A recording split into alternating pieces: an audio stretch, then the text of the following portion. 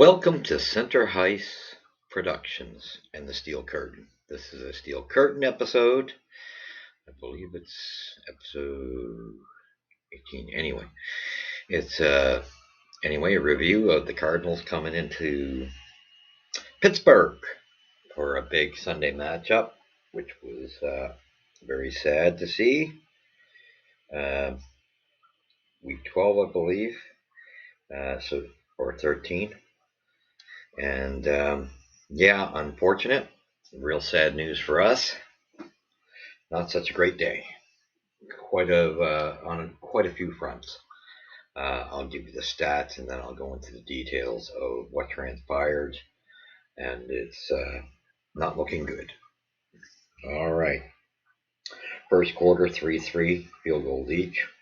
Then Arizona got a touchdown in the second quarter. They got a touchdown in the third quarter. And they each got a touchdown in the final quarter. And the final score was 24-10. Very sad the way this game. Pittsburgh forced to endure an unexpected second halftime after the skies opened up around Arizona Stadium in the third quarter on Sunday. The Arizona Cardinals retreated to the locker room and tried to stay loose, while the Pittsburgh Steelers were trying to figure out how to erase a 14-point deficit.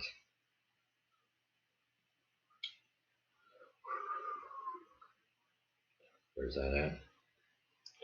Yeah, deficit against one of the NFL's worst teams, the Cardinals.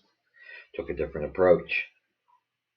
They held the dance-off fitting on a day when Kyler Murray, James Conner, and company made all the right moves in an empathetic 24-10 victory over the listless Steelers, who lost starting quarterback Kenny Pickett. This was huge, to an ankle injury. Conner ran for 105 yards and 2 scores against his former team, and Murray improved to 2-2 since returning from a torn ACL in his right knee as the Cardinals 3-10 won at Pittsburgh for the first time since 1969. What does it tell you? That's how bad this team is. A pair of weather delays, one for 30 minutes and halftime, and another lasted 53 minutes shortly after Conner's 1-yard touchdown dive, failed to blunt Arizona's momentum. "We don't let our record define us," said Conner, who starred at the University of Pittsburgh and then spent 4 seasons with the Steelers from 2017 to 2020 before signing with the Cardinals. "We don't let our record affect how we play, how we take the field, what we try to stand for. We're just going to keep fighting." That fight was on display late in the first half during a 15-play, 99-yard drive immediately following a goal line stand that included 5 third-down conversions and ended with a 5-yard dart from Murray to tight end Trey McBride.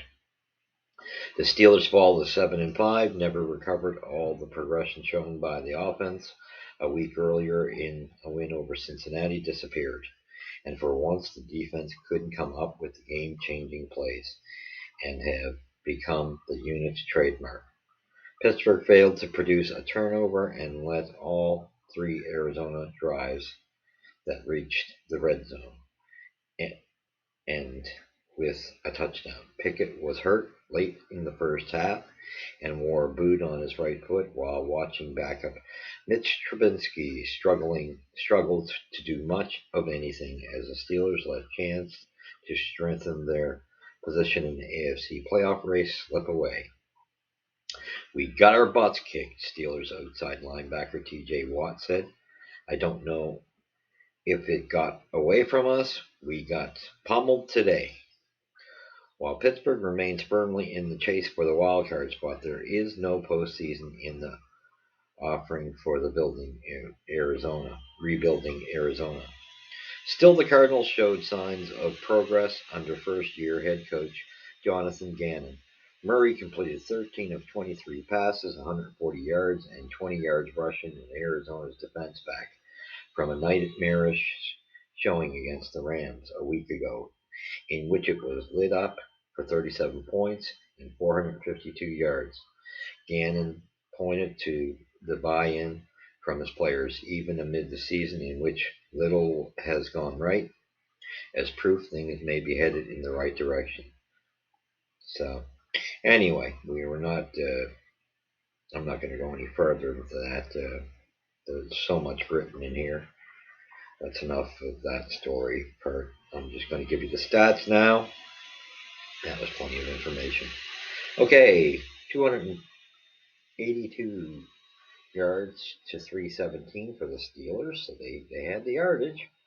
132 to 187. We had the passing yardage. 150 to 130 rushing yards. That was in favor of the Cards. However, that wasn't a dramatic difference. So we were well within being able to put up numbers if we had produced where we needed to produce. Total plays 63 to 58 for the Cardinals. Average yards per play 4.5 for the Cards, 5.5 for the Steelers. First downs 18 to 18. Third down efficiency. This is again haunted the Steelers. Moses they did all right last year or last week with it. And that was about one of the only games they did. Because here we are back to the same problem with third down efficiency. 59% to 36 for the Cards. That's telling you something. That's pretty bad. Penalty yards 51 to Steelers 77, and that just shows you they weren't disciplined whatsoever in this game. Turnovers, Steelers had a turnover. Tackles 34 to 39, the Steelers had more. Sacks, the Steelers had 2. And sack yards lost 13 for the Cards, 0 for the Steelers. Time of possession. This doesn't tell the story at all. It tells you that we got a stalling offense. 29-17 to 30.40, I believe it is, from what I can see. So we had more time of possession again. So, first quarter. Boswell kicks a field goal, 29 yards. Raiders kicks a 51-yarder. Second quarter, Trey McBride gets a 5-yard pass from Kyler Murray, and Prater gets the extra point. Third quarter, James Conner gets his 1-yard run from, and Matt Prater gets the extra point. So that put up the Cardinals 17-3 going into the fourth quarter. Not a good position for the Steelers when they can't claw back. They're just not a team built that way this season. And then the fourth quarter starts. James Conner gets a 9-yard run again. He must have just loved doing that against the Steelers. And Matt Prater gets the extra point, 24-3. You knew that this game was over. Okay, 4:25 left. The Steelers, Dante Johnson, 2-yard pass from Trubinsky. Boswell gets the extra point. There's our big 1-touchdown comeback. So a horrible game. Horrible. And the injury took place, I believe, on the line. And he got hit pretty good. And now we've gotten news from Tomlin and others that he needs surgery done. Going to have a surgery done immediately. I believe tomorrow. So pretty serious ankle injury. Amazing that he came up to the sideline with his team with the boot on. But you know, I'm still confused. I know Trubinsky is the next man up, but however, they've seen how much he stalls. I would have given Rudolph some time with it. I think Rudolph is, should be utilized here and there with his experience.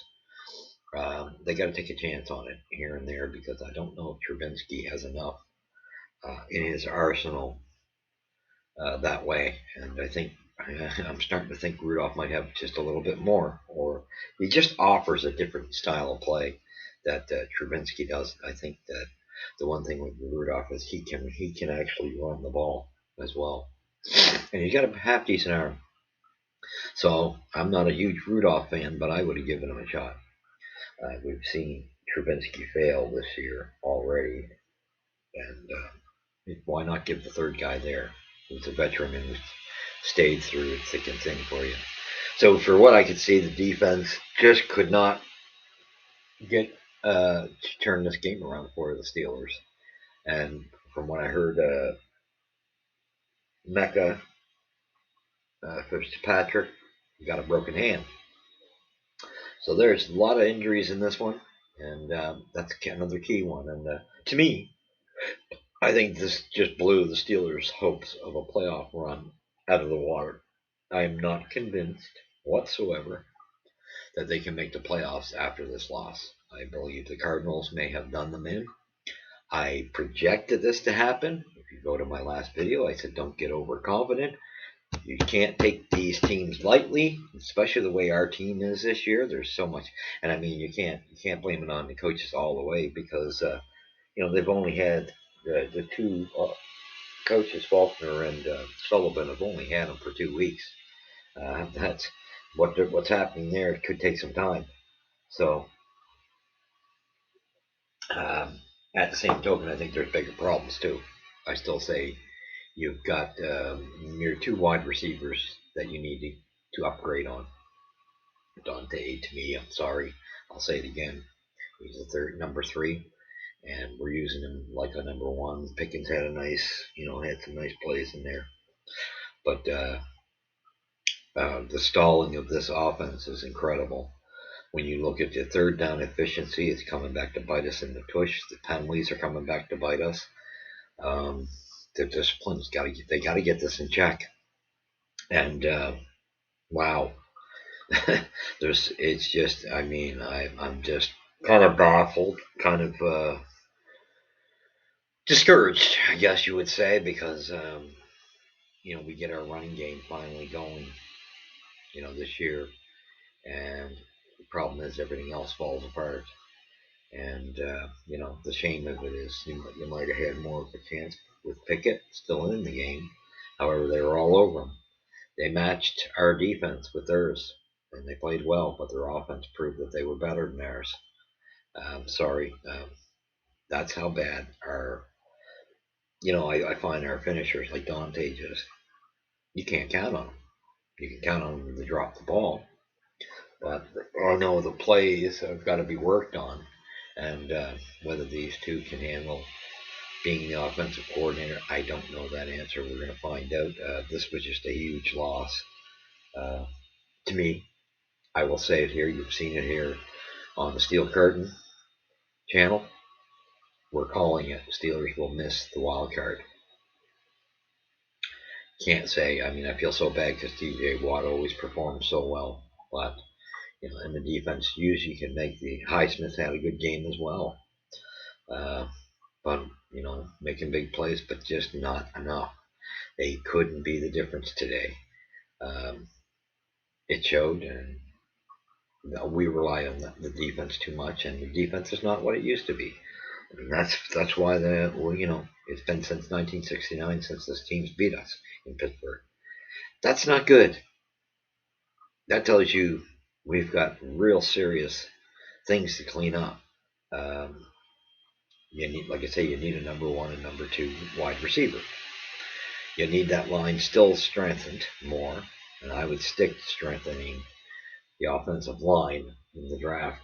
On the first rounder there, I would not hesitate to pull the trigger of moving some guys. Um, it's just something's got to change on that offense. And do we need to? I've never ruled out that we don't need a new offensive coordinator that's been there in the league with success for a while.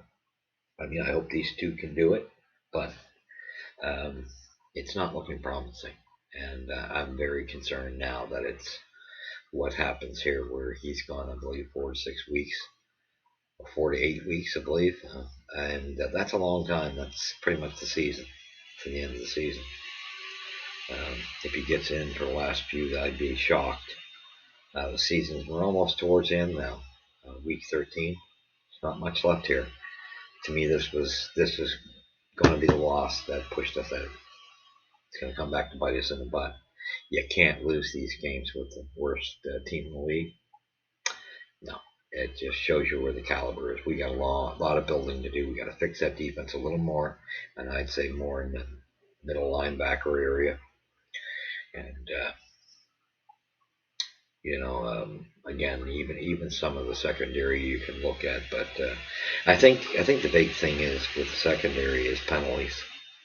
So, and I think unfortunately with the talent of Porter Jr., he's great. However, he takes a lot of penalties. They got to get him out of that. So, with that being said, sorry Steelers fans, go Steelers Nation, go. Hey, we're gonna still, it's our team. I've always hung with my Steelers thick and thin. Just don't be expecting a whole lot more. I don't even know who we're up against next. I'm so just I believe the Patriots Thursday. Don't get excited here, boys and girls. Uh, if the Cardinals can beat us, don't be surprised if the Patriots beat us. And we seem to struggle against Bill Belichick's teams, so it's not looking promising. Somebody made the comment last week's game that we have a lighter schedule.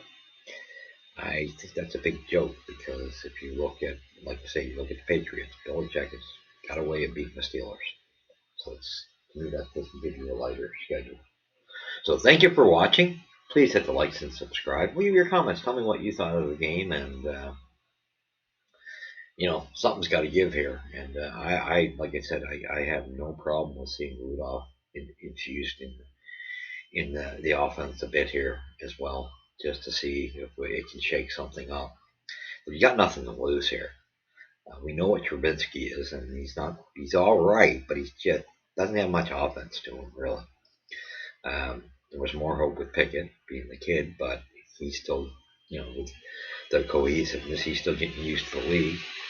I think Rudolph could be the guy to spark something here and there, possibly.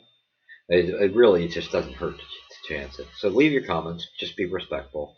And we shall catch you after the Patriots game. And go Steelers, go. Love our Steelers. And I hope that Pickett is okay and that he heals fast. Uh, like I say, unfortunately, I feel for some of the guys on the team like TJ Watt, that line, and Highsmith, and those guys like that. Hayward. I feel for those guys because they give it 110%. I feel for Mika, and I hope Mika heals well. He's just had a rough season injury-wise. So, thank you for joining me. We shall catch you after the Patriots game, and sorry to say, it is not. Don't get your hopes up for seeing the playoffs. God bless.